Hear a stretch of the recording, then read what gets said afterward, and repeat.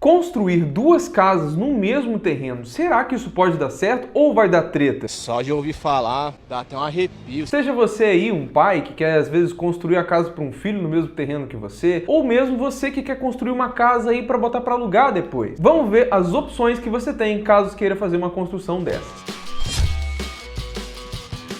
Fala pessoal, tudo bom? Eu recebi algumas semanas atrás algumas perguntas de pessoas querendo saber qual era o nome que se dava, para uma construção onde você tem duas casas no mesmo terreno. E eu achei muito legal assim para trazer um vídeo para vocês, porque muitas vezes eu já tive alguns projetos que eu já fiz assim, onde um pai ou uma mãe está cedendo uma parte do terreno para um filho construir, seja nos fundos, seja na parte de cima das casas, ou até mesmo uma casa do lado da outra. Então assiste esse vídeo aqui até o final para você analisar aí todos os pontos positivos e negativos de tudo que eu vou falar para ver se é o que vocês realmente querem ou não. Mas antes de mais nada, não se esqueça de se inscrever aqui no canal, curtir o nosso vídeo e ativar o sininho aí das notificações para você não perder quando sair vídeo novo aqui na Planark, hein? Mas primeiro de tudo, pessoal, você tem que ver se esse tipo de construção é viável aí no terreno onde você tem.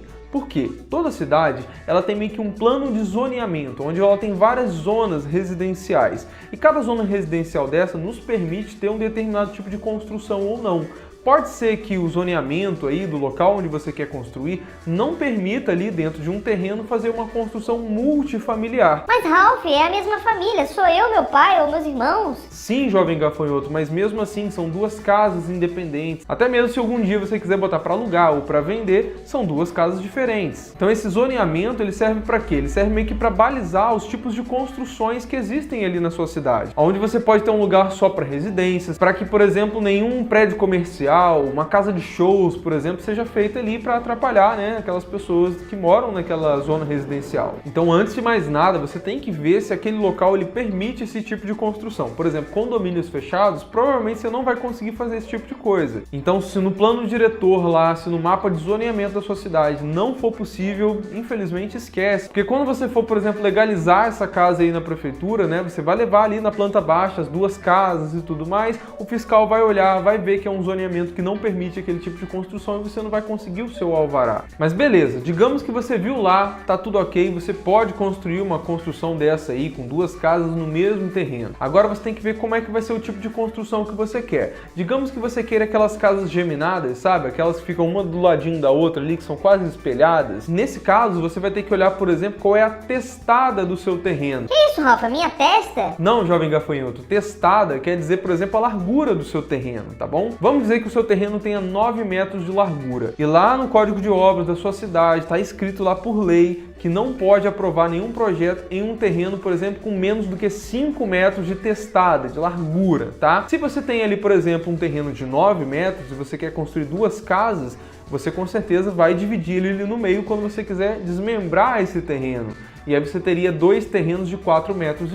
Então aí você também não estaria atendendo as normas do município e infelizmente não conseguiria alvará para construir essas duas casas. Aí você teria que ver outras formas de construir essa casa que a gente vai falar aqui ainda nesse vídeo, não se preocupa não. Depois de passar por isso tudo, você ainda tem que ver a taxa de ocupação desse terreno. Ralph, você só tá complicando a minha vida. Calma, jovem gafanhoto, a gente vai chegar lá. O que é isso? Vamos lá, vamos dizer que você tem um terreno de 300 metros quadrados, tá? E aí, por lei, ali naquele local, naquele zoneamento, só permite que você ocupe do terreno 50%. O que isso quer dizer? Quer dizer que se o seu terreno tem 300 metros quadrados, você depois de jogar todos os afastamentos, tudo direitinho dentro daquele terreno, você só pode ocupar ali no espaço do terreno 50% dele. Ou seja, se ele tem 300 metros quadrados, você só pode ocupar 150 metros quadrados ali no térreo, de projeção dentro daquele terreno, tá? Ou seja, se por acaso você tem que fazer ali duas casas e a construção vai dar mais do que 150 metros quadrados no térreo, a opção que você vai ter vai ser jogar essa casa para cima. Porque o que conta como área ocupada dentro do seu terreno é só o térreo. O que está no andar de cima, se ele não estiver, por exemplo, ultrapassando nas laterais, ou nos fundos, ou na frente em nada, se ele estiver só acompanhando ali o que está dentro do térreo, isso não aumenta a taxa de ocupação do seu terreno, não. Mas Ralph, é exatamente isso que eu quero fazer. Eu quero construir em cima da casa dos meus pais. O que eu faço? Beleza, se você já passou por tudo isso daqui, já viu tudo que eu falei, e você quer construir na parte de cima de uma casa já existente, você precisa analisar se a estrutura daquela casa comporta mais um andar, mais um pavimento. Afinal de contas, a gente está falando ali de mais o quê? Mais pilares, mais vigas, mais alvenaria, mais uma laje, enfim, tudo isso. Tá Tá bom, Ralph, mas e se eu colocar uma construção tipo que é mais leve, tipo aquela de EPS que você já falou, ou light steel frame? Mesmo assim, jovem gafanhoto, pode ser até uma construção mista como essa, não tem problema, mas ainda assim existe uma sobrecarga. E se a casa de baixo não foi projetada para isso, com certeza essa sobrecarga pode até mesmo colocar em risco a vida de vocês, da sua família, enfim. Mas o meu pedreiro, ele falou que ele fez lá, quando fez a fundação, que dava pra fazer 3 andares na minha casa. Olha, eu sempre escuto isso, eu sempre vou verificar se é verdade ou não, várias vezes não é, tá bom? Então o que eu te aconselho? Procura um engenheiro calculista, faz uma avaliação da casa já existente, para você ver ali o nível, por exemplo, de reforço, se vai ser necessário ou não para você construir na parte de cima. Quando a gente não tem um projeto de estrutura, a gente não tem ali a memória de cálculo, a gente não tem nada, não dá para você saber como é que aquela estrutura foi dimensionada, você não sabe, por exemplo, qual foi a ferragem que foi utilizada, enfim, não tem de onde você tirar as informações. Dito tudo isso, se você agora já viu que dá para fazer ali as duas casas de uma forma ou de outra, elas precisam ter uma entrada independente. Mesmo que seja para alguém que seja da sua própria família, ou principalmente se é um inquilino, alguma coisa assim, as duas casas precisam funcionar sozinhas, tá? Você pode até ter ali alguma área comum, por exemplo, um local para estacionar carro para as duas casas. Você pode talvez também ter uma área de lazer que possa ser compartilhada, tipo um condomíniozinho mesmo, mas as duas casas precisam ter um acesso independente. Depois que está tudo projetado, tudo direitinho, você vai num cartório de registro de imóveis, você vai lá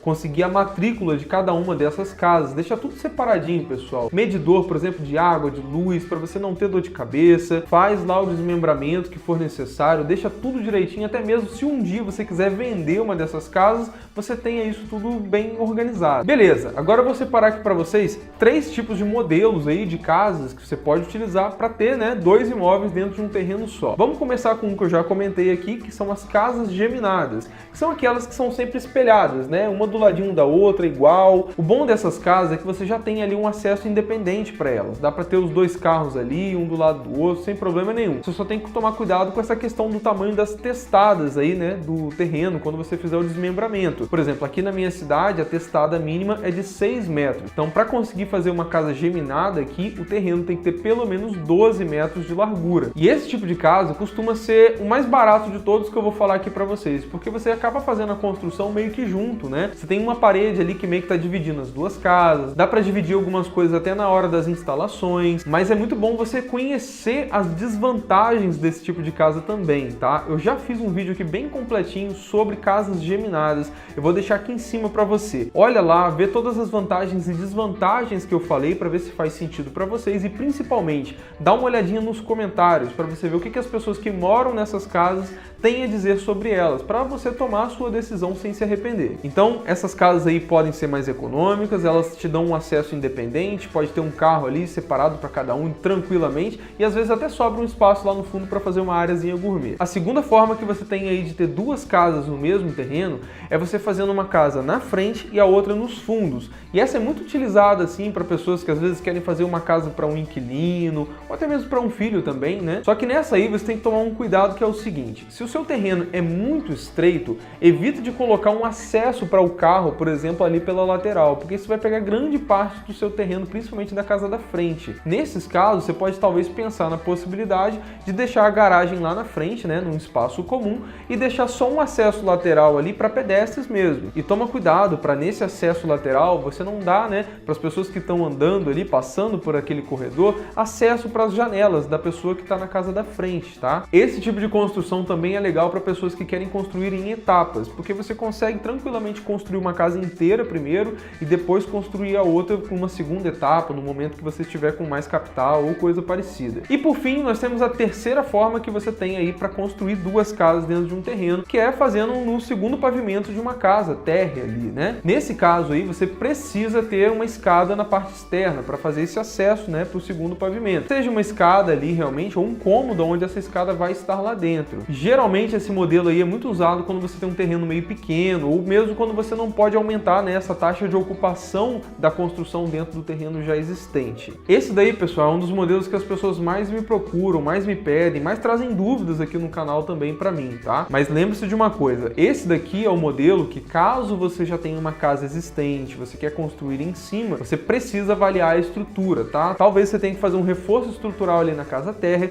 e sabendo que, fazendo um andar na parte de cima, é impossível você acabar não envolvendo, de certa forma, as pessoas da casa que já existe na obra, né? Porque, querendo ou não, você vai ter que elevar talvez a caixa d'água, fazer esse reforço estrutural, enfim. Desses 3 modelos que eu mostrei aqui para vocês, esse terceiro aqui costuma ser o mais caro de todos. Mas também tem a vantagem aí dele ocupar menos o seu terreno, que pode sobrar mais espaço para uma área de lazer lá no fundo, uma área de uso comum, alguma coisa nesse sentido. Então agora, só para eu fechar aqui, pessoal, eu quero dar um conselho para vocês, tá? Eu passo eventualmente por situações como essa, né, de uma ampliação de uma casa já existente, ou um pai que está dando um terreno para os filhos, que quer fazer 2 casas e tudo mais. E geralmente, quando eu, como profissional, tô ali meio que intermediando isso, né, aquele desejo dos pais e o desejo, por exemplo, dos filhos, geralmente é um negócio meio desgastante, tá bom? A gente fica ali meio que no meio, cada um querendo um negócio. Então, meu conselho para vocês é: conversem entre vocês, entendam o que cada um quer e, principalmente, escutem o profissional que vocês estão contratando, porque às vezes fica ali, nós profissionais, a gente fica ali no meio daquela discussão, né? É Hadouken pra lá, é Kamehameha pra cá, é Meteoro de Pegasus ali, você fica, meu Deus, alguém me leva embora daqui. Então, gente, é muito tenso, principalmente quando envolve famílias, assim, interesses muito diferentes. Vocês precisam conversar entre vocês, vocês precisam alinhar a expectativa de todo mundo para que vocês cheguem num denominador comum aí. Mas me diz aí nos comentários, que eu quero saber se vocês estão passando por esse tipo de situação, já passaram, como é que foi a sua experiência?